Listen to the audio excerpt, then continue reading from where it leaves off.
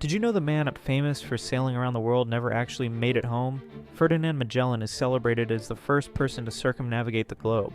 But here's the shocking truth. He died halfway through the journey.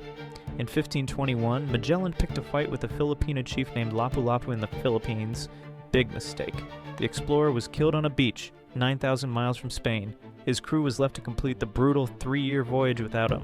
They faced starvation, deadly scurvy, and hostile locals at every turn. The statistics are horrifying. Of the original 270 men who left Spain with dreams of glory, only 18 survivors limped back home. 18. The real hero was Juan Sebastian Elcano, who actually led the crew around the world and back to Spain.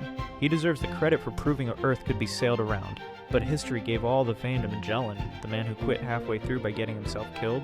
Meanwhile, Elcano, who actually finished the job, became a footnote in history books.